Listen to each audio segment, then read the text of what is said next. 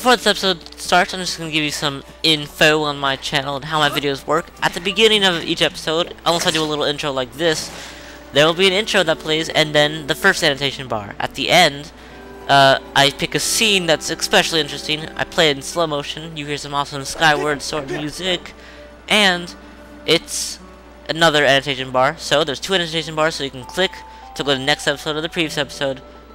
So there's your information from Link. Cue intro.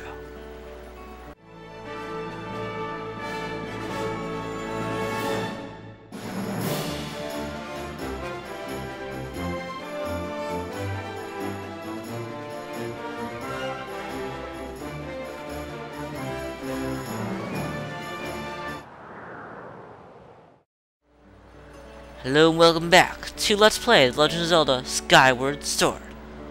In the last episode we got over here to the waterfall. We got our sword, which Link is using to make gesticulations, I guess. Yeah, even when you're not striking you can move it around and it goes woo. It's kind of awkward because I'm doing it in like a mirror mode since I'm facing it. Anyways, today we can go into this treacherous cave. And we don't know what it is because I broke this sign. No, we know what it is. It's apparently a dark blood-sucking monsters. This game is rated E10 and up. Keep that in mind. And this is the waterfall. We are inside the cave. Right off the back here. Bats! Just slice them and they'll die. If they launch at you like that, their eyes will turn red. All you want to do when they do that is hit them with their dodge and hit them with the sword. Now, with this, as I'm calling it, half-hit sword, it takes, I'm gonna say the bats have 1 heart of damage, so you have to hit them twice to kill them. But, let me see if I get some hearts here. If you do a spin attack, it only takes 1 hit, because spin attacks double the damage, and sometimes you can get a multi-hit with the spin attack, which is always nice. I get to even more damage, and I think there's a bat. Yep. There we go. And you can actually like knock them down and do a finishing blow on a bat, which is weird because they're just regular enemies. But that's how it works. Ominous waterfall cave thing. Anyways, these are Chu-chus. They will Jelly Blob may look like a boring wad of gunk, but it's used to make all sorts of things. Yes, as you can see. Okay, I had to explain all this, don't I? You get here in this game. This is for treasures, bugs that you can catch with the bug net, and this is for treasures that you may find. Some of these are enemy drops, such as the Jelly Blob and this Monster Claw, which you can get from bats, actually. And some of them, like these, you can find by not fishing, using your bug net. Now, in hero mode, they actually give you all this from the start. All your treasures from your past episode, you can get 20 rupees right here, from your past playthrough are kept. All your bugs, everything you have is kept in there. And one of the reasons I did this in hero mode, not only to make it harder and more interesting, because generally this game is harder than its predecessors, but I find it easy. You know, I've never died in this game. I don't think it's all that hard, so that's why I'm doing this. Just as a little challenge to make it more interesting, but also because I don't have to worry about getting all these treasures and, you know, just killing enemy after enemy to get them. I can just get them from my previous file, because you do use treasures to do special things. But I'm not going to quite get into that yet. We'll just keep on killing these enemies. It's basically a crash course to how to kill with Nintendo. Come on, big money? No, nothing. Another chest for 20 rupees. There are 2 chests in this. Some people miss them, but they're not that hard to find if you're just looking around. This game is very, very advantageous if you play it. You don't speedrun it, you don't try to go quickly as you can, but you kind of take your time, because it is a very fun game. It's not as fun if you just dash through it, like literally dash. Yeah, like that. Let's see, are there enemies up there? Probably. Yep, bats are gonna start popping us right away. I don't have my weird mode turned too high right now. Wait, did that drop something? Yes, it did! Wow, I never get that drop. That is a monster claw. This extremely sharp claw looks painful to even touch. Now, normally, the first time you get an item, it will say that, but since I've gotten all the items already in my past playthrough, it won't do that. And you can see how many I have from there. There's a little map. Doesn't help us that much. But you can see... let me kill this guy. Come down here. Whoa! In my face. Jeez. Come on, hearts, please. Oh, wow. There's actually another secret over here. Did I miss anything else? I hope not. Anyways, you can go into this hole, which you can always go into by just walking into it. And get 2 red rupees. Very, very nice. We have a lot of money already. Our wall's gonna be full very soon. But like other games, there are upgrades to your wallets. I apologize if these first few episodes are just gonna be explaining things, but there's a lot to explain about this game. Later on, though, we can just get straight into the action. Let's save our game, just in case. You never know when something might go wrong. Also, though, these past few episodes, there might have been some... I might have had to make some cuts for some of the commentary just to get to places quicker, because my time limit for now is 15 minutes. Hey, Chris, I was hoping to find you here. So, later, I'll just talk over Zelda. You can read her text. Later, I will have no time limit as I upload more episodes, so that won't be a problem. But for now, I might have to cut some stuff out. But hopefully not. I'm keeping an eye on my timer over here to make sure it doesn't happen. Time limit, just so you know, is 15 minutes, so... now you know. And she's gonna say, huh? Who? What's that? Who's calling for me? Yeah, we heard a weird little noise down there. Oh, sorry, Chris. I got distracted for a moment. Let's go. Remember that, guys. I will come and play a little later. And she says let's go, but she just stands there. Oh, whoa! She actually follows us. Look, there he is. Our Loftwing. No doubt about. That's your Loftwing, Chris. I don't know why I gave her that voice. Oh, run, Zelda. Oh, yeah, Zelda, you kind of pushing off a cliff, so, die, Zelda, die, die, die, chop your face off. No, you can't actually hit NPCs in this game, which is terribly tragic, but you can roll into them. Which doesn't do anything either. Anyways, let's break these crates, see if I have something, who knows. Nope, so all we have to do is break the, little things on the side. If you're laughing, look how sad he looks. He's pretty riled up, actually. Okay, let's break this. You have to do... in this game, you actually have to make sure you can't just chop away at something. Most things in this game, you actually have to do strategic chops in, you know, various directions. So keep that in mind. But we saved our Loftwing.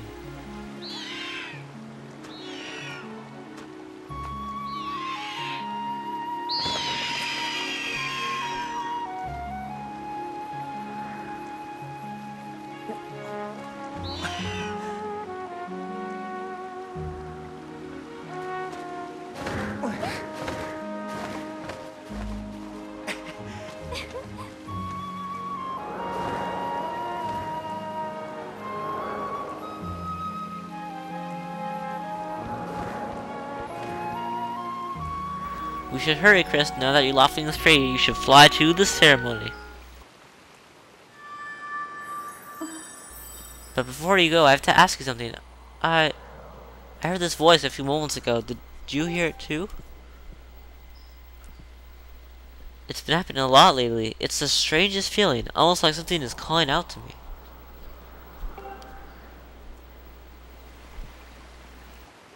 Have you ever wondered what's beneath the clouds? Some say that's an empty, barren place, or even that there's nothing at all down below. But I just had this feeling that they're wrong.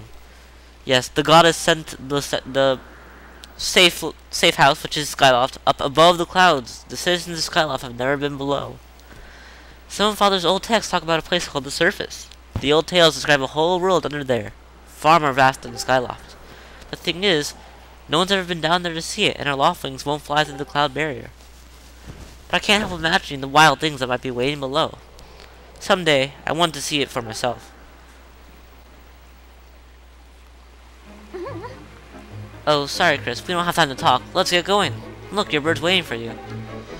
Just leap off the edge and press it down. Don't worry about falling. Your bird will catch you for sure this time. Okay, just don't push me this time, Zelda.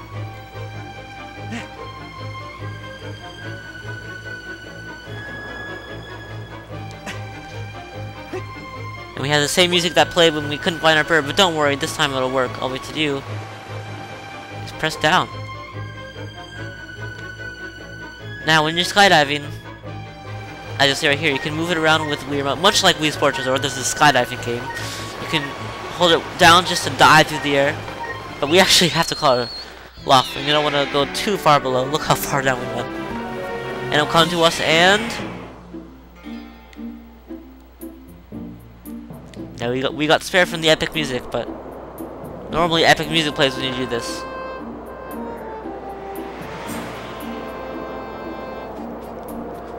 Chris, let's run your bird through the basics just to make sure he's not hurt. You can change the direction your bird is flying by tilting the Wii Remote to the left and right. Yes, you can do like this. When you want to speed up, swing the remote up to gain some altitude, then point the Wii Remote down to drop into a fast dive. Yes, so you can tilt the Wii Remote up and point it down, and you can dive through the air. Those are the basics of getting your bird up to top speed. So how's he handling? Do you think he's flying alright? While riding your Loftwing, you can press 2 at any time to go over the basic controls again. We don't go too low actually. You can press A to charge, which is an attack that gives you a burst of speed. Press B to slow down, like this. Try this, so we can play around with our bird. To the left, you can see there's a gauge. The sun is how high we can go. We actually go pretty high with our bird. And the clouds, how low you can go. So don't go too high or low, and you should be good. Press A to do a burst attack that lets you burst through the air, and I guess that's all we can do right now, but I'll talk about more about flying later. Let's go give them the good news. Yes, we're not gonna just walk to the ceremony, we're gonna fly in style.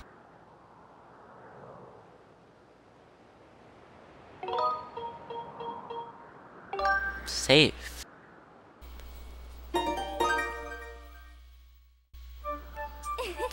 Your Loftwing really is amazing, especially considering everything the poor guy has been through this morning.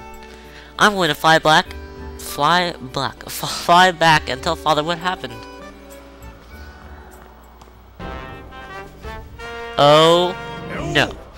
Well, Citizen Chris. I'm gonna give him a goofy voice. Word around the plaza is that you found a dumb bird of yours. Well, that's just great, because you and your dumb bird can't tell time. All the pre-race performances me and the guys did were for nothing. Now I'm all stiff. Aw, poor little Groosey Groose. We've been waiting forever for the race to start, and they delayed it for you. I don't get it. The big flake gets special treatment. You're almost a man, and yet you can't seem to go anywhere without Zelda. Ooh. I bet you can't even decide what to have for lunch on your own, huh? Someone's jealous. I don't think we haven't noticed the smug looks. Ooh, Zelda and I are best friends. We go everywhere together. Ugh. Well, you're the one whose nose was steaming last time when you saw her. You think you're pretty suave, don't you? Well, don't you? You're pretty suave, not gonna lie. Chris has been going on forever to tell him what he's gonna be the one to fly with Zelda. He's really got his pompadour and a ruffle about her. Yes, the very classic haircut. I hate to break it to you, but today's the day I bust up this adorable little fantasy land you're living in. Oh, by the way, I love Groose's theme. It's playing right now. It really fits his odd character. Oh, look at his face. Zelda's playing the role of the goddess at today's ceremony, and I'm gonna be the one to claim that sailcloth. When I heard she made it herself, man, no way I was gonna let some scrawny clown snatch that prize away from me. You mean Fledge? Oh yes, that sailcloth, Zelda's sailcloth will be mine. Oh man, I bet she was thinking about me when she was stitching it. Yep, I can see it now. First, I won the big race, and then Zelda and I finished the ceremony together all in the statue. Just the two of us. It'll be our special moment alone. Nobody is stopping me from Zelda and having our moment. Oh, it's so real. I can see it. Oh yeah. Groose, behind you. Right behind you. What? Can't you see I'm in the middle of... Again with this? Gah! Caught in the act. Oh, Zelda. In this, usually in Zelda games, she's just, you know, the fair princess, but in this game, she has some attitude. Care to explain just what you meant by our special moment alone? Oh, this is awkward. Nothing big, really. Just Chris. Yeah, I was telling my buddy here how glad I was that he found his red bird of his. Boy, I'm looking forward to a fair race. Oh yeah, sure you are. Anyhow, later, Zelda. Look for me during the race. I'll be the one pulling off all the dangerous moves. Look at his walking. He thinks he's all that. With his pompadour? I don't think so. Hey, Groose, wait up. Did you hear that guy? A fair race? Yeah, the chances of that happening are just about less than 0. -1. Either way, don't let those fools get you down, Chris. Just get out there and fly the best you can. I know you've got these guys' feet, and deep down, I think you do too. Us? Alone? Come on, Chris, try to focus for once. Yeah, that's a funny line. You can always pick one of these funny dialogues. The wing ceremony will now begin. Participating students, please assemble. Looks like it's race time. Good luck, Chris. I have to stop this here, though, so thank you for watching. Hope you enjoyed. And next time on The Legend of Zelda Skyward Sword, we will go and do the wing ceremony. Thank you for watching. See you guys then.